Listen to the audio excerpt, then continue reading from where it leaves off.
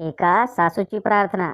हे माते, माझ्या सुनेला दिवाळीच्या साफसफाईसाठी तितकीच शक्ती दे जितकी शक्ती नवरात्रीच्या 9 दिवसात उड्या मारत मारत गरबा खेळताना तिच्यात होती.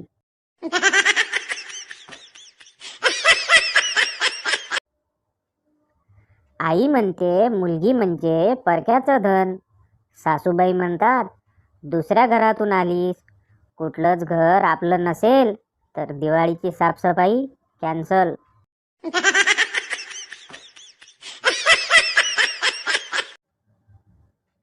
काही लोकांना सरळ सरळ येडं म्हणता येत नाही, म्हणून लोक हुशारीने त्यांना अतिशहाणा आहे असं म्हणतात.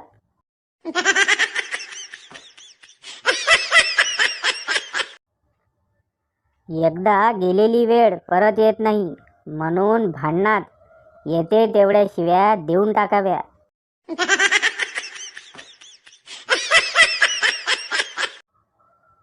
शिक्षक, मुलांनो, तिसरं महायुद्ध झालं तर काय होईल? बंड्या: सर, फार गंभीर परिणाम होतील. शिक्षक: सांग, काय परिणाम होतील?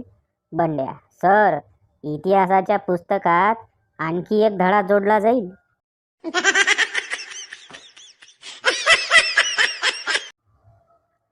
पति घबराया हुआ घर आया और पत्नी से बोला, सुनो, आज मैं आ ही रहा था कि रास्ते में एक कुत्ता.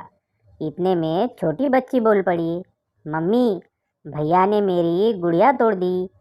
पति ने फिर से बोलना शुरू किया, हाँ, तो मैं कह रहा था कि रास्ते में एक कुत्ता. अब की बार बेटा बोल पड़ा, नहीं मम्मी, पहले छुटके ने मेरी कार तोड़ी. पत्नी: भगवान के लिए तुम दोनों चुप रहो, पहले मुझे कुत्ती की बात सुन लेने दो.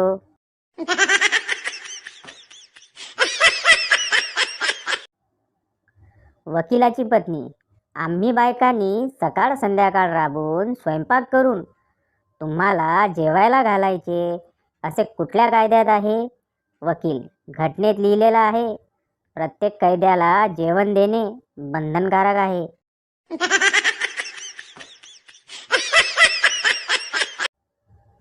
खतरनाक प्रपोज.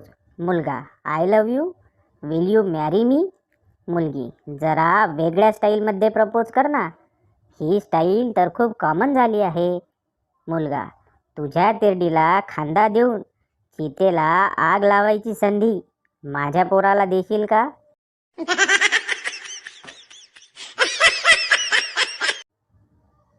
एक मुलगा घरात एकटा असतो, तेव्हा बाजूची आंटी कपडे बदलत असते. मुलगा गुपचूप पाहत असतो. अचानक त्याची आई तेथे येते. आई: नालायका, काय बघतोय? मुलगा घाबरून: आई, काल तर पप्पा पण बघत होते. आधी त्यांना रागाव, पप्पा त्या दिवसापासून घरी आलेच नाही.